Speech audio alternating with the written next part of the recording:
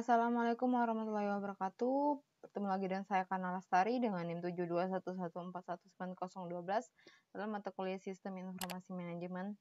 Pada kesempatan ini, saya akan mempresentasikan bab 6, Sistem Manajemen Basis Data. Organisasi data.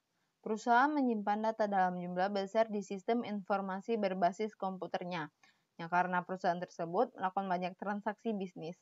Terdapat begitu banyak data sehingga data tersebut tidak akan berguna dalam pengambilan keputusan bisnis tanpa adanya satu cara pengorganisasian yang efektif dan efisien.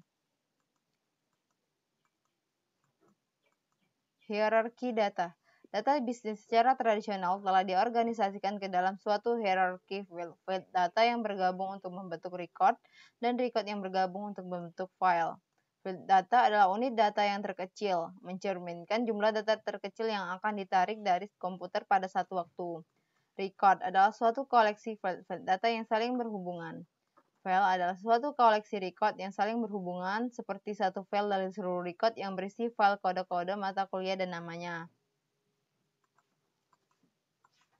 Basis data. Basis data adalah sekumpulan file. Definisi umum dari basis data adalah bahwa basis data merupakan kumpulan dari seluruh data berbasis komputer sebuah perusahaan. Spreadsheet sebagai basis data sederhana. Secara konseptual, serupa dengan sekumpulan tabel-tabel yang saling berhubungan. Flat file adalah suatu tabel yang tidak memiliki kolom-kolom yang berulang. File kunci. Satu file atau kombinasi file yang berisi satu nilai secara unik untuk mengidentifikasi masing-masing record di dalam tabel. Tabel-tabel yang berhubungan. Tabel-tabel tersebut berbagi file yang sama, seperti pada gambar tersebut. Struktur basis data adalah cara data diorganisasi agar pemrosesan data menjadi lebih efisien. Sistem Manajemen Basis Data (DBMS) adalah suatu aplikasi perangkat lunak yang menyimpan struktur basis data. Data itu sendiri, hubungan di antara data di dalam basis data, nama-nama formulir, jenis-jenis data, angka di belakang desimal, jumlah karakter, nilai-nilai default, dan seluruh urayan void lainnya. Struktur basis data hierarkis. Struktur hierarkis ini dibentuk oleh kelompok-kelompok data, subkelompok, dan beberapa subkelompok lagi. Jika Anda menggambar struktur ini, ia akan terlihat seperti cabang-cabang dari sebuah pohon, seperti yang digambarkan pada gambar tersebut. Struktur basis data jaringan dikembangkan untuk memungkinkan penarikan record-record tertentu. Ia memungkinkan satu record tertentu menunjuk pada semua record lainnya di dalam basis data, seperti yang digambarkan pada gambar tersebut. Struktur basis data relasional. Konsep dari satu struktur basis data yang terdiri atas tabel-tabel, di mana relasi terbentuk secara implisit dengan mencocokkan nilai-nilai dalam field data yang sama. Akan mudah untuk dipergunakan dan dipahami. Contoh basis data relasional. Basis data jadwal merupakan sebuah contoh basis data yang paling sederhana, di mana basis data ini dibuat menggunakan peranti lunak sistem manajemen basis data Microsoft Access, seperti yang dicontohkan pada gambar tersebut. Lanjut, konsep basis data. Suatu urutan-urutan yang logis dan secara intuisi tepat, meskipun masing-masing record dari bisnis tersebut dapat tersebar di banyak file dan terletak di penjuru ruang penyimpanan komputer. Independensi data. Kemampuan untuk melakukan perubahan pada struktur data tanpa melakukan perubahan pada program aplikasi yang memproses data. Kamus data mencakup definisi-definisi dari data yang disimpan di dalam basis data dan dikendalikan oleh sistem manajemen basis data. Membuat basis data. Pertama, menentukan kebutuhan data. Kita dapat mempergunakan dua pendekatan dasar untuk menentukan kebutuhan data. Pertama, pendekatan yang berorientasi pada proses oriented, dan pemodelan perusahaan. Pendekatan yang berorientasi pada proses. Ketika perusahaan memilih pendekatan yang berorientasi pada proses oriented, untuk menentukan kebutuhan datanya, maka perusahaan tersebut akan menjalankan langkah-langkah berikut ini. Yang pertama, mendefinisikan masalah. Yang kedua, mengidentifikasikan keputusan yang dibutuhkan. 3. Menjabarkan kebutuhan informasi. 4. Menentukan pemrosesan yang dibutuhkan. 5. Menentukan spesifikasi kebutuhan data. Membuat basis data. Pendekatan pemodelan perusahaan. Meskipun pendekatan proses oriented membutuhkan kebutuhan data dari masing-masing sistem dapat didefinisikan dengan satu cara yang logis, kelemahannya adalah kesulitan dalam mengaitkan data dari satu masalah bisnis ke data dari masalah bisnis lainnya.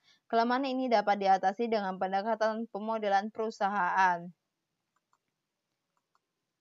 Teknik-teknik pemodelan data. Terdapat sejumlah teknik, namun kita akan memusatkan perhatian hanya pada 2 teknik saja. Diagram relasi entitas dan diagram kelas. Pertama, diagram relasi entitas.